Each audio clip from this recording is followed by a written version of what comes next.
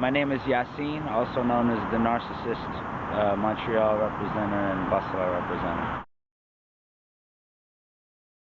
I got into hip-hop at a young age here in Montreal, and then moved back to the Middle East and really got into hip-hop when I was living in the Emirates.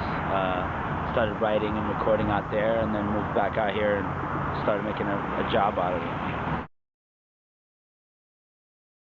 The first CD I got was NWA, followed by, Straight Outta Compton, followed by 36 Chambers. So I would say that would be the initial birth of hip-hop in me. I think that they took you to worlds. They took you to experiences. They took you to a place, that's like very specific. There's inside jokes in there that you didn't necessarily get. So it was just like a window into another person's life and what was going on in their environment at the time.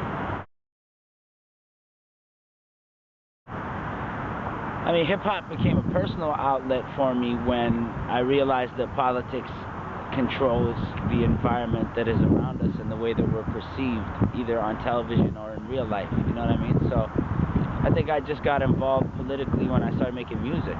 I'm not politically involved in any way with the city or the government, but I speak on social ills and things that are going on around us, but at the same time I speak about it in perspective of my life as a man in the city.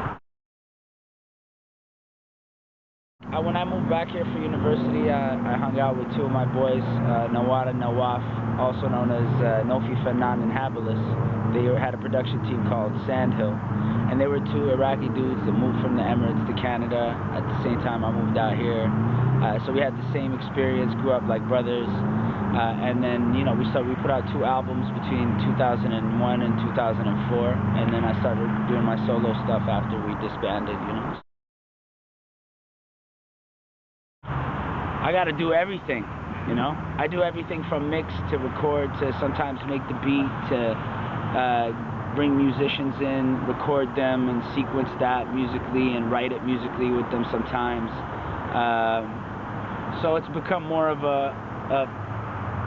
something that's all-encompassing, I'm aware of everything from the snare on the track to the ad-lib that I do on the hook, so everything is important. It's definitely different because you have to live in somebody else's shoes. It's kind of like acting, especially if you're writing a character that is not like you. They say a lot of writers in their first books or first scripts, they always put their own life experience in there. But I really like to go left and bring somebody that doesn't exist into life, But with hip-hop, it's personal. It's every day. I can write a verse about this interview, So it's definitely different. My book is about a story of a young man that ends up traveling around the world after a lot of misfortunes that happen to him, like big tragic events that change him and swing him, and it's a bit like, I don't know, there's a lot of connotations of spiritual belonging and who are we if we're human beings? What are we beyond human beings? Like questions about that. I don't know how to put it in words.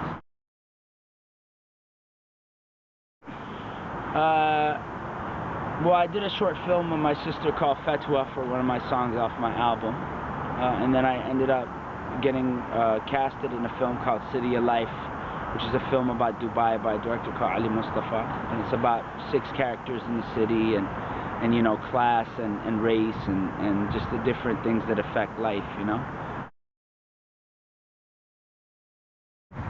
I just wrapped up a mixtape called Mr. Asthmatic, which is based on the old Ray Hargrove books, the Mr. Men, and it's a story about an asthmatic kid that grew up to be an MC and the obstacles that came in between, So I'm putting that out for free online, but people can also donate to the Children's Hospital here in Montreal, to the asthma clinic. I'm working on my next record, mixing a lot of people's records and doing featuring some collabos and mostly doing shows, trying to get shows out of town,